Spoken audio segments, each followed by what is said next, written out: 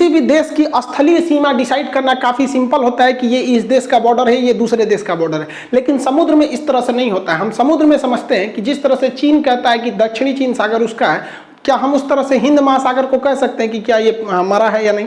इसके पूरे नियम कानून को समझते हैं, क्योंकि इस खुले समुद्र पे बड़ी ज़्यादा विवाद हो रहा था। तो इस विवाद को सुलझाने के लिए 1974 में पहल किया गया था कि ये आखिर बाउंड्री कैसे खींचा जाएगा इसमें, क्योंकि अलग अलग समुद्र महासागर अलग अलग थे।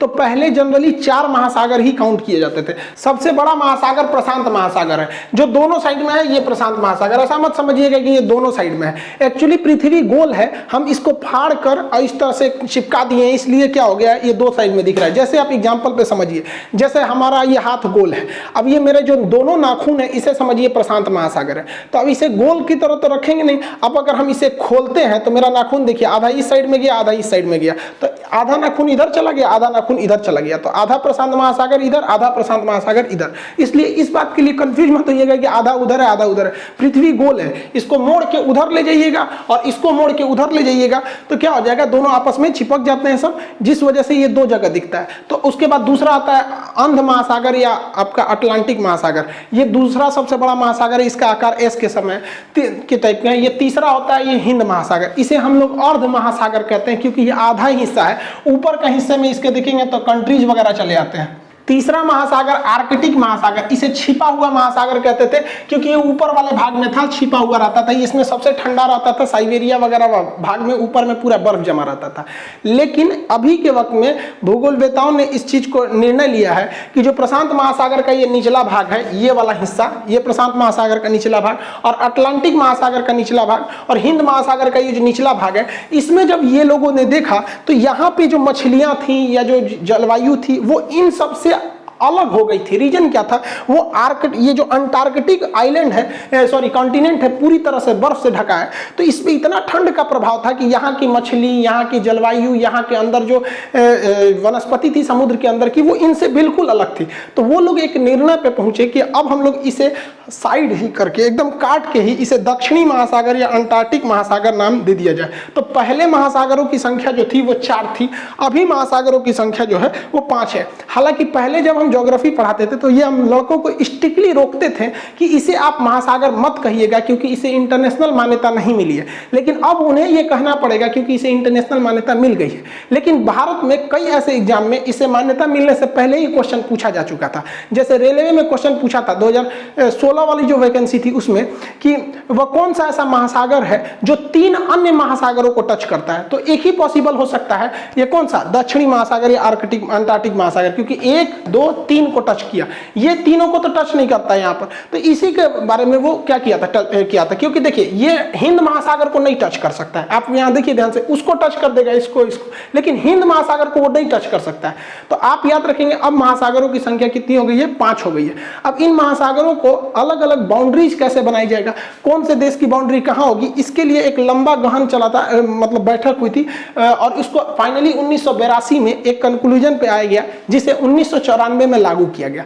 इसे कहा जाता है United Nation convention of the law of sea, या इसे शॉर्टकट में लॉ ऑफ सी कहा जाता है। इस नियम के हिसाब से कि जो समुद्र है उसे हम लोगों ने टोटल 5 कैटेगरी में बांट दिया है।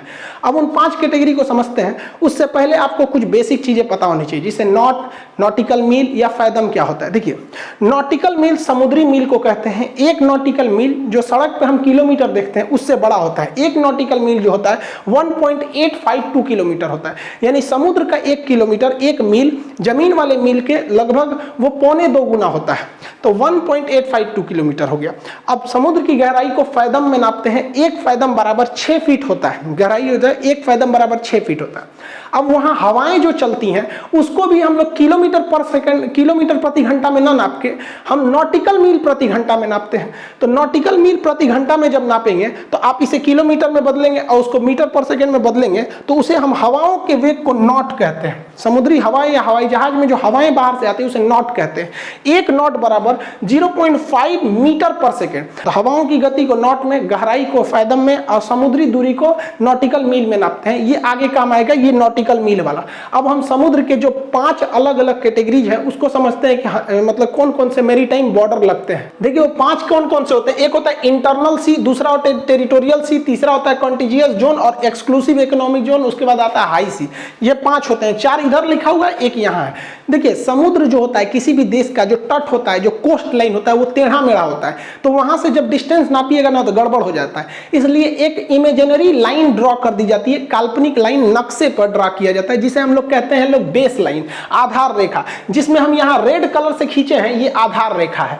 याद रखिएगा इस आधार रेखा का काम केवल ये है कि जो टेढ़ा मेढ़ा तट है उसे एक सीधी रेखा प्रदान करे। सीधी रेखा का मतलब ये नहीं कि इस तरह से सीधी रेखा, वो एक कंटिन्यूअस लाइन प्रदान कर सके, वो जिग जैग ना हो सके, इसलिए इसे हम कहते हैं बेस लाइन।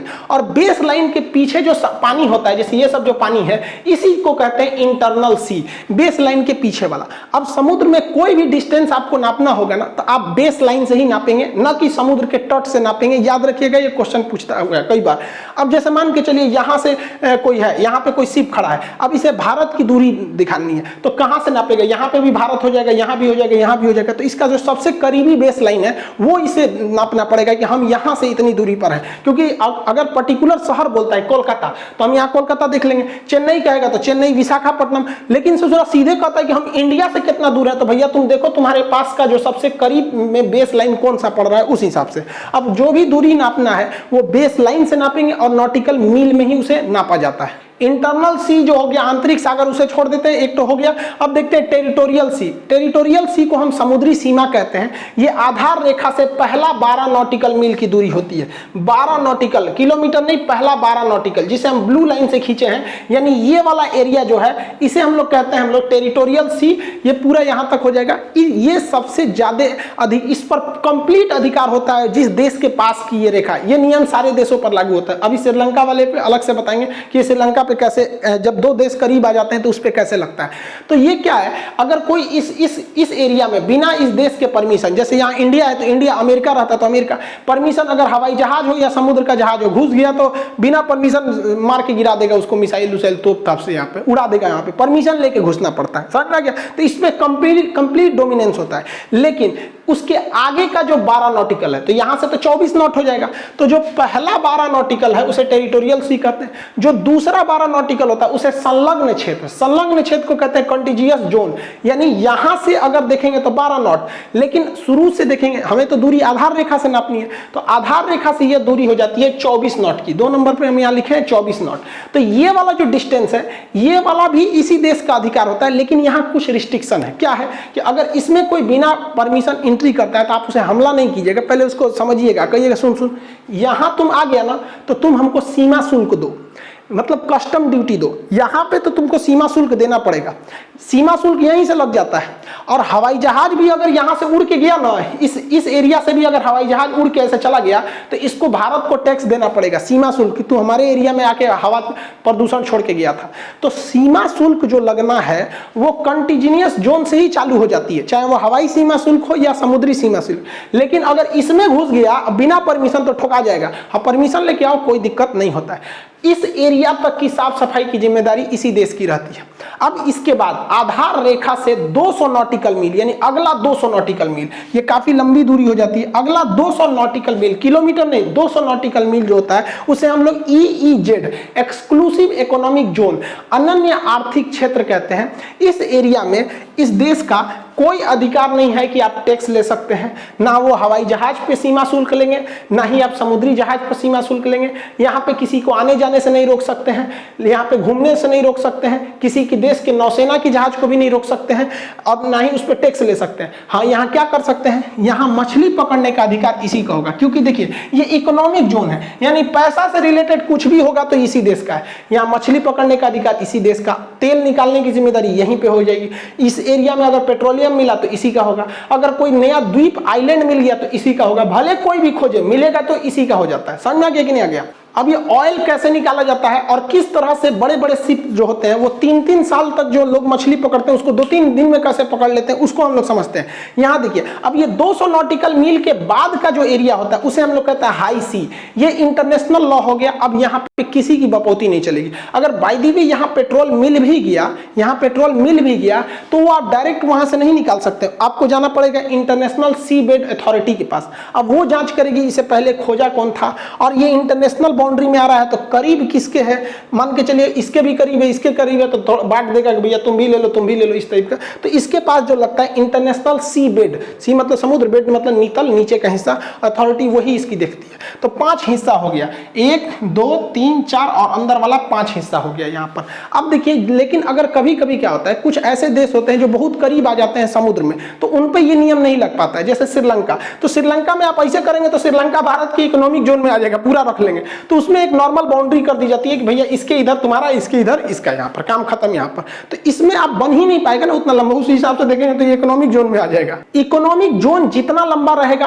आपको फायदा होगा, क्योंकि मान के चलिए जैसे हमारा अंडमान निकोबार, अमूमन लोगों को लगता है कि अंडमान निकोबार से क्या फायदा है। एक तो हमारी सैन्य फायदा है कि चीन इधर से आएगा तो हम देख लेंगे। दूसरा आप देखिए ना, अगर हमको जहां यहाँ आइलैंड मिल गया तो हमें यहाँ आधार रेखा खींचेंगे, संलग्न समुद्री सीमा, संलग्न क्षेत्र, आर्थिक क्षेत्र, इतना बड़ा ये एरिया तो ऐसे मिल गया।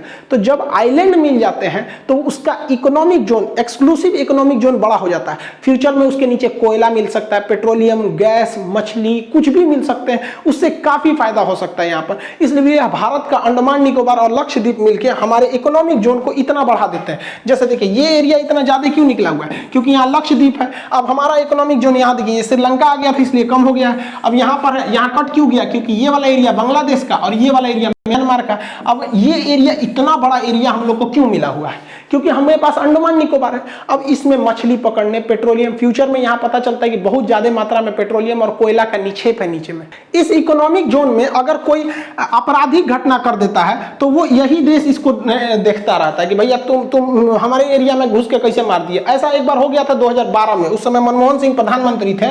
तो 2012 में इटली का एक टैंकर आ रहा था। इटली के इस टैंकर पे 2 मेरीन थे, सब सैनिक से, देख रहे हैं सब गोरखा को, इससे पूरा भारतीय मछुआरा को मार दिया। सब बताइए, भारत के मछुआरा सबको मार दिया, 2 मछुआरा मर गए सब। इस सबको कहा कि हमको लगा लूटने आ रहे, रे चोट्टा कहीं का, पूरा इटली का था सभी सब। मतलब इसको लगता है देश में आ रहा, मार दिया यहाँ पर। बाद में ये लोगों ने माफी उफी मांगा तो भारत सरकार का सुसुरा माफी मांगेंगे, नहीं छोड़ेंगे हम यहाँ पे। लेकिन देखिए मेरी टाइम में समुद्र में क्या होता है कि क्लियर नहीं पता चल पाता है कौन किसका है। तो भारत सरकार ने इस पर मुकदमा भी चलाया। एक बार इटली भी भाग गया था सब वापस। थोड़ा कौन चीज लगता है यहाँ पे, इटली भाग जाएगा तो छोड़ देगा आदमी। इस इकोनॉमिक जोन को लेकर भारत का बांग्लादेश के साथ एक डिस्प्यूट भी हो गया था।